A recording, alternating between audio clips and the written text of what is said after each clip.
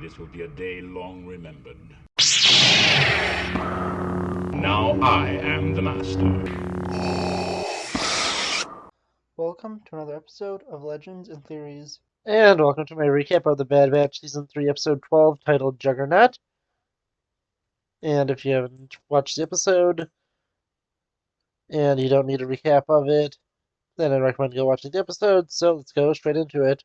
Omega is brought by Clone X into custody to Dr. Hemlock, who brings her to Emery so she can begin her tests on Omega to confirm everything that they suspect. Omega then begs for Emery not to do any of this, but Emery says she has no choice. On Pabu, the remaining members of the Bad Batch reunite, and although Wrecker is furious at Crosshair for letting Omega surrender herself, Crosshair points out that there was no real choice here, and that everyone would have been killed if she didn't surrender herself.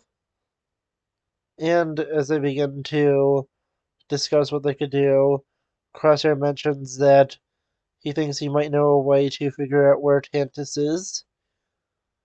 And they point out that there's really no point since they can't even get off the planet.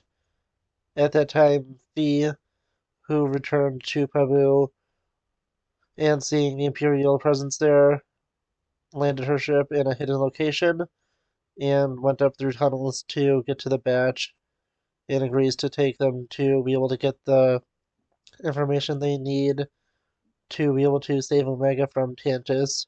And the information they need to get is from the former Admiral Rampart, who, after being exposed by the Bad Batch as the person who destroyed Camino, was put into an Imperial prison camp.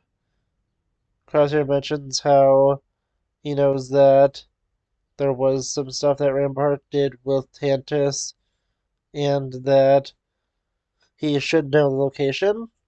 Fee has managed to get a schematic of the entire location, and the Bad Batch begin to plan their infiltration of the base. And once they arrive at the planet, Fee has to shut down the engines completely and let her ship fly into the atmosphere, fully based off of the gravity to avoid the Imperial sensors. But she is able to get down, starts the engines just in time, and drops the Bad Batch off, who begin to infiltrate the prison facility.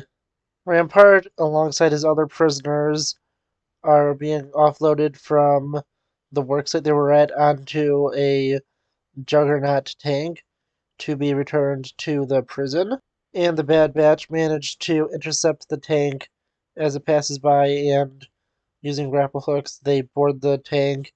And entering into it, they easily dispatch the troopers and go to let off all the prisoners besides Rampart, so they can be able to question him and have a distraction for the Imperials to deal with. Beginning to question Rampart, they realize that the only way to get information from him is to get him out of the prison and set him free. They reluctantly agree to this with Rampart. The Imperials, now noticing the hijacked Juggernaut and prison break, order for gunships to be sent and the other Juggernaut to be deployed to prevent this escape attempt. The two Juggernauts begin to fire upon each other, but being more experienced and veterans of the Clone Wars, the Bad Batch know the weak points of the Juggernaut and fire multiple attacks upon the wheels of it. Taking it out, they use the Juggernaut as a ramp to jump over it, and then they speed past the prison in the Imperial base as the gunships begin to head out and approach the Juggernaut. The Bad Batch go on contact Fee, saying they're clear of the prison, and ask for a pickup. The Batch manage to take out one of the gunships, but the other begins to send troops off who go and destroy the cannons on the Juggernaut, so there is no way for the Batch to fight back. But Fee manages to come in, destroying the other gunship to pick them up. The Bad Batch bring an unconscious Rampart with them and manage to get to the ship. Once they escape, The Bad Batch begin to question Rampart, who tells them that he doesn't know the location of Tantus and that no one does. But he does tell them that he does have a way. He thinks that they could figure out where it is. Back on Tantus, Emery is able to confirm the results of Omega's blood, and Hemlock comes in to confirm on this. He then takes Omega with him to the room where the other young Force-sensitive children are being kept, and he tells her that this is now her new home. Thank you for watching this episode of Legends and Theories. Please subscribe, like the video, share the video, leave a comment, check out the video on screen, and may the Force be with you.